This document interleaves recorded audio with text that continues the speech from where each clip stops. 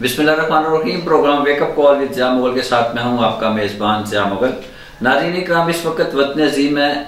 Ivan बाला यानी senate के इंतखाबात की तैयारियां बड़े ज़ोर शोर से जारी हैं। एक तरफ हुकूमत वक्त जो है वो शो ऑफ हैंड का पॉलिसी जोर दे रही है और बड़ी शिद्दत से उसके ऊपर जो है वो आवाज़ उठा रहे हैं। दूसरी तरफ अपोजिशन जो है वो पुराना जो बैलेट पेपर के जरिए वोट को बैलेट कराने का तरीकाकार उस पर जोर दे रहे हैं। एक तरफ तो ये हंगामा रही है और दूसरी तरफ जो है वो आप जानते हैं कि सूबाई और कौमी असम्बली के जो मेंबरान हैं उनकी खरीदो फरोख्त का सिलसिला भी जारी है और उसके साथ उनके दरमियान एक हंगामा हराई आया दिन आपको हमारे मीडिया चैनल्स के ऊपर नज़र आ रही है। इस लड़ाई का अंजाम क्या होना है? क्या हमारे मुल्क के अंदर पिछली 70 साल तारीख के अंदर सेनेट के इलेक्शन जो है वो क्या मुमकिन तौर को करप्शन से पाक, हम लफ्ज़ में बोलना चाहिए कि क्या ये सेनेट का इलेक्शन हमारा करप्शन से पाक हो पाएगा? इस सिलसिले में आज हमारे स्टूडियो के अंदर मौजूद हैं जनाब सैयद आसिफ अली हमदानी साहब। इंतहाई सीनियर सहाफ़ी हैं, इंतहाई एक्सपीरियंस है इनका इस सहाफ़त के पर्टिकुलर इस सियासत के मौजू के हवाले से। हम आज इनसे बात करें। हमारे चीफ भी हैं अवाम इंटरनेशनल मीडिया ग्रुप के, इसके अलावा माशाल्लाह ट्रस्ट चला रहे हैं, काफ़ी बड़ी नाम है, बड़ी बड़ी शख्सियत है हमारे साथ इस वक्त मौजूद है। हम इनसे बात करेंगे। हमदानी साहब, सबसे पहले हम आपको खुशामदीद कहते हैं प्रोग्राम करें और सबसे पहले हमें बताइए कि जैसे अभी आपने सुना कि ये सेनेट का जो इस वक्त सिलसिला जो जोर शोर से जारी है, आप समझते हैं कि इस मुल्क में क्या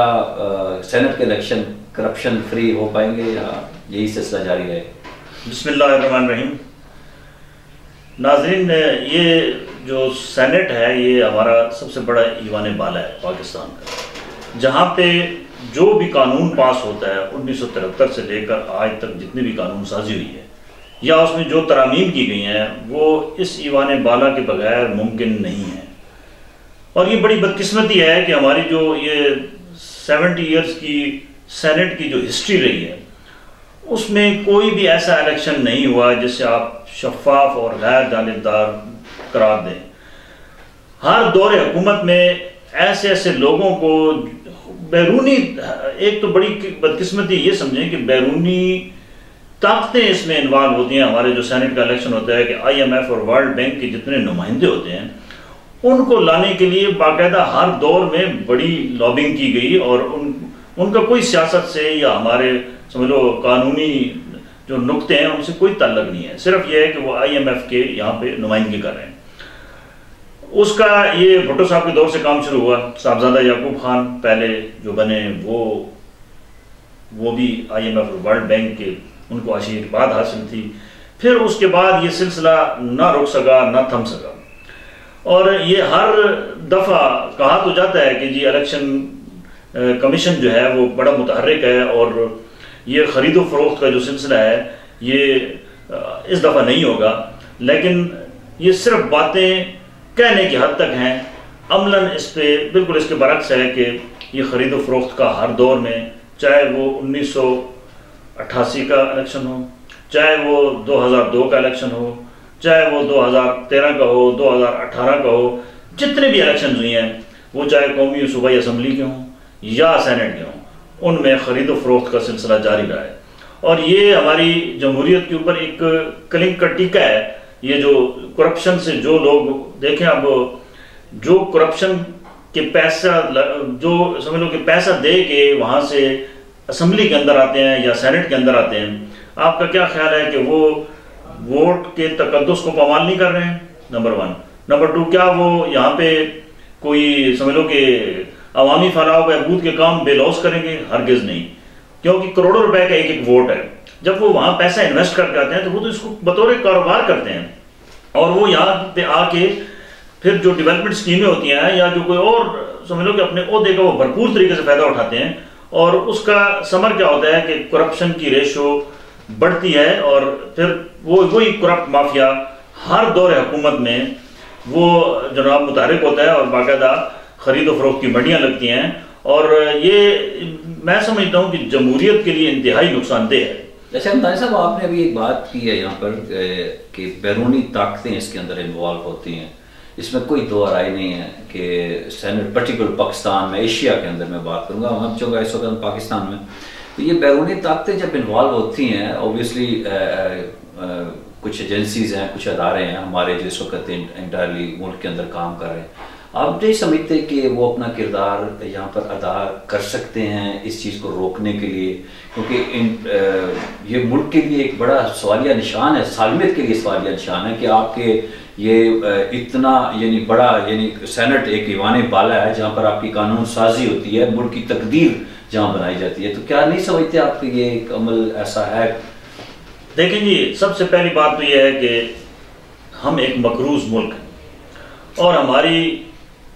बदकिस्मती समझें कि हर दौर हुकूमत में कर्जों का हुजम बढ़ा है, कम नहीं हुआ। जब हम IMF और वर्ल्ड बैंक से कर्जा लेते हैं मुल्क का निज़ाम चलाने के लिए, तो वो तो एक तो वो सूद पे मबनी होता है, सूद दर सूद, हम उसकी सूद की किस्त अदा करते करते करते एक हुकूमत ख़त्म हो जाती है, दूसरी हुकूमत आके फिर कर्जा ले लेती है। अब उनको गारंटी चाहिए होती है। अब तो वो इस कदर हमसे समझ लो कि वो नाला हैं कि ये लोग कर्ज लेकर वापस टाइम पे नहीं करते, तो वो उनके इतने तहफ़्फ़ुज़ात होते हैं कि वो अपने नुमाइंदे खसूसी बना के IMF और वर्ल्ड बैंक जिनसे हम कर्जे लेते हैं, वो यहाँ प्रॉपर उनको उनकी ग्रूमिंग करते हैं, पॉलिटिशियन में भी और ईवान बाला और ईवान ज़ेरी में भी। और वो क्या करते हैं कि वो उनको यहाँ बैठा के इस चीज़ को श्योर करते हैं कि अब ये हमारे जो माली मफादात हैं,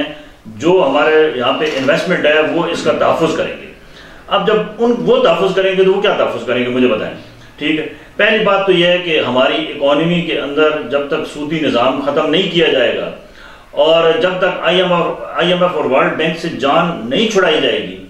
तब तक ना आपके इलेक्शन सही हो सकते हैं, ना आपका महंगाई का तूफान रोका जा सकता है, क्योंकि हर चीज पे वो असरअंदाज है। ये मौजूदा हुकूमत आपकी आई इसीलिए थी, इसी नारे को लेके आई। बदकिस्मती ये समझे कि इस हुकूमत इमरान खान ने जो नया पाकिस्तान का लोगों को ख्वाब दिखाया था, मैं समझता हूँ कि बहैसियत वज़ीर आज़म इमरान खान खुद एक इंतहाई शफाफ और वो मुतहरिक इंसान है, लीडर है, वो कोशिश कर रहा है, लेकिन उसकी जो इर्द गिर्द जाल बुना गया है वो सारे पुराने पुरजे काम कर रहे हैं। वही IMF के जरिए मामला तय किए जा रहे हैं, वही वर्ल्ड बैंक से तैयार, क्योंकि इमरान खान ने अपनी जितनी भी इलेक्शन की कैंपेन थी उसमें इमरान खान ने वाज़ेह तौर पे कहा था कि जी मैं कर्ज नहीं लूंगा और जनाब अपना क्या नाम है, मैं इस कौम को, मेरे अंदर इतनी समझ लो कि पावर है कि पॉपुलरिटी भी है कि मैं इस कौम को उठा लूंगा। लेकिन बदकिस्मती समझें कि फिर वही कर्जों का हुजम बढ़ गया, वही इमरान खान को IMF और वर्ल्ड बैंक से सारे मामला करने पड़ रहे हैं। और अभी नया रिन्यूअल हुआ है जो इसके ऊपर एक और नई चीज़ आ रही है कि आपकी जो बिजली का टैरिफ है या आपके जो जितनी भी मसनूआत हैं, आप वो ले लें, अपना जो आपके पेट्रोलियम मसनूआत हैं, ये वहाँ से बाकायदा कहा जाता है कि यहाँ से हमारी किस्त पूरी करा के दें, यानी कि वो समझते हैं कहाँ से सॉफ्ट कॉर्नर है जहाँ से पैसों की रिकवरी होती है, तो वो इनको मजबूर करते हैं, प्रेशराइज करते हैं और ये मजबूरन इनको करना पड़ता है। जहाँ तक तल्लक है कि अभी इमरान खान साहब ने एक वाज़ेह तौर पे कैबिनेट से एक मंजूरी लेने के बाद सदर पाकिस्तान ने एक तरमीमी आर्डिनेंस जारी किया है, जिसके तहत ये पहली दफ़ा कोशिश की जा रही है कि सेनेट के इलेक्शन को शफाफ और करप्शन से पाक रखने के लिए शो हैंड का जो है वो एक तरीकाकार जो है वो अपनाया जाए। लेकिन फिर वही बात आ गई कि अब अपोजिशन को ये चीज़ अच्छी नहीं लग रही है, क्योंकि वो अपोजिशन में, जब वो हुकूमत में थे तो वो नवाज शरीफ साहब भी जो है वो कोशिश कर रहे थे कि जी अपना क्या नाम है, शो ऑफ हैंड के जरिए हो, क्योंकि मंडियां लगती हैं, ये होता है वो होता है। लेकिन जब अब वो अपोजिशन में गए हैं तो वो इसकी मुखालफत में आ गए हैं। अब बदकिस्मती ये समझें कि बड़े पीपल्स पार्टी भी इसी हक में थी पहले कि जी ये शो ऑफ हैंड के जरिए होना चाहिए और ये खरीदो फरोख्त की मंडी नहीं लगनी चाहिए, और वो भी आज सुप्रीम कोर्ट के अंदर एक पार्टी बन के वो इसकी मुखालफत कर रहे हैं कि जी ये जो है ना आर्टिकल आपका जो है 226 और 228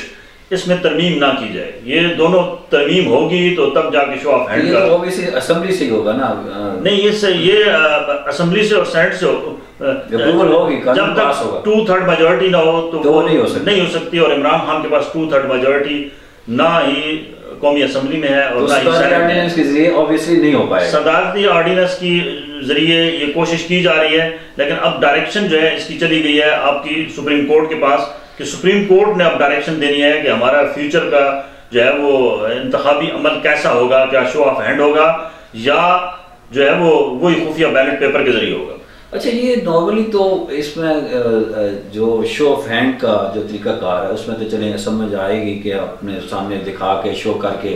आम पब्लिक की जो कॉमन पीपल है उनके समझाने के लिए मैं बात करना चाह रहा हूँ ताकि आम लोग जो है इसको समझ सकें।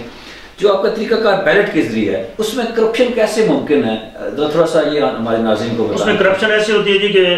बैलेट पेपर का क्योंकि खुफिया इस्तेमाल होता है, उसके ऊपर किसी का नाम नहीं होता है, ना किसी का पता है कि ये किसने वोट किसको डाला है, तो इसका बेनिफिट को जाना चाहिए। नहीं, उसका बेनिफिट ये होता है कि यहाँ लगती है मंडी, सबसे ज्यादा जो रेट है वो इस वक्त आपके फाटा और केपीके माजी में जितने भी सेनेट के इलेक्शन हुए हैं 60-70 करोड़ रुपए तक एक एक वोट जो है वो बेचा गया है, मेंबरान असेंबली ने बेचा है। और ये बड़ी ही समझ लो कि खौफनाक किस्म की हमारी कहानी है अरकान असेंबली की, कि उनके अंदर खौफ खुदा ही नहीं होता है। अब यहाँ पे अभी जो कुछ एक समझ लो कि एक्शन तो किया जा रहा है कि जी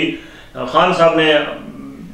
पिछले जो सेनेट इलेक्शन था उसमें 20 बंदों ने वोट नहीं दिया तो उन्होंने उनको फारिग कर दिया, एक वजीर को उन्होंने 2.5 साल बाद अब फारिग किया चंद दिन पहले। लेकिन कोई ये फारिग करने से तो मामला सेटल होने वाले नहीं है या थमने वाले नहीं है। इसमें यह जी कि खरीदो फरोख्त करने वाला भी मुजरिम है